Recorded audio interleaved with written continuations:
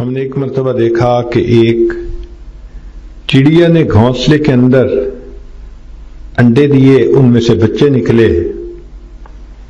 اب وہ چڑیا جاتی تھی، باہر سے پانی لاتی تھی اپنی چونچ میں اور چھوٹے چھوٹے بچوں کو پلاتی تھی۔ باہر سے دانہ لے کے آتی اور بچوں کے منہ میں ڈالتی۔ ایک مرتبہ کسی نے کمرے کا دروازہ بند کر دیا، گھونسلہ اندر تھا، تو ہم نے اس چڑیا کو دیکھا کہ کبھی وہ ادھر بیٹھتی ہے، کبھی ادھر بیٹھتی ہے،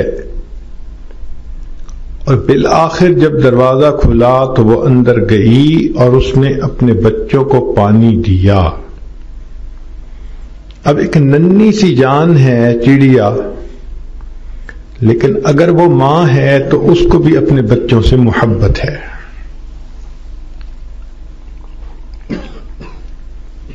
حدیث مبارکہ میں ایک مضمون آیا، ایک مرتبہ ایک صحابی رضی اللہ تعالیٰ عنہ نبی علیہ الصلوۃ والسلام کی خدمت میں حاضر ہو رہے تھے۔ راستے میں انہوں نے ایک درخت کے اوپر گھونسلہ دیکھا جس میں ایک خوبصورت پرندے نے بچے دیے تھے، اور وہ بچے بہت خوبصورت تھے۔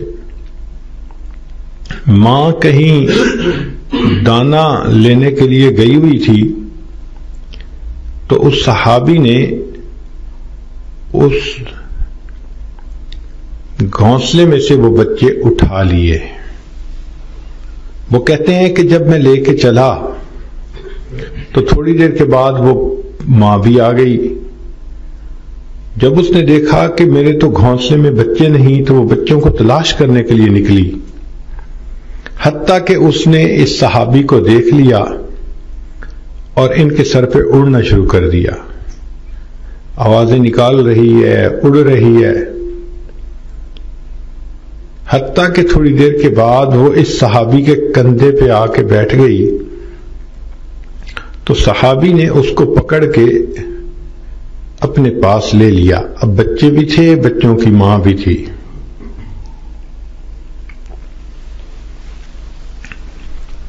وہ صحابی نبی علیہ السلام کی خدمت میں حاضر ہوئے اور اللہ کے حبیب صلی اللہ علیہ وسلم کو وہ خوبصورت بچے دکھائے اور واقعہ سنایا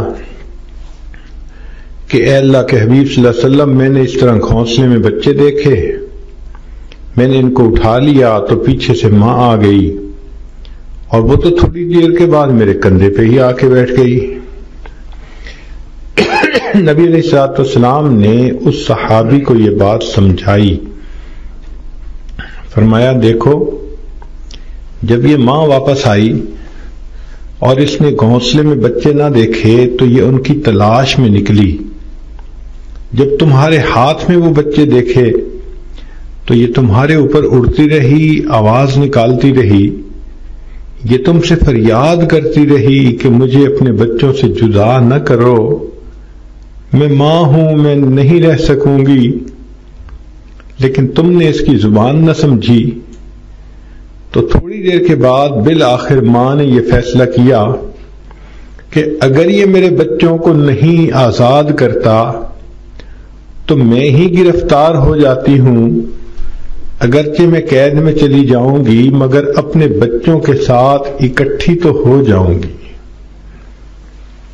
پھر نبی علیہ الصلوۃ والسلام نے اس صحابی کو فرمایا کہ آپ جائیں اور اس ماں اور بچوں کو ان کے گھونسلے میں واپس چھوڑ کر آئیں۔ تو غور کیجئے کہ پرندوں میں بھی اتنی محبت ہوتی ہے ایک دوسرے کے ساتھ، تو ماں تو اگر حیوانات میں سے ہو تو اس کو بھی محبت، اور اگر انسان ہو تو اس ماں کو تو اپنی اولاد سے سب سے زیادہ محبت ہوتی ہے۔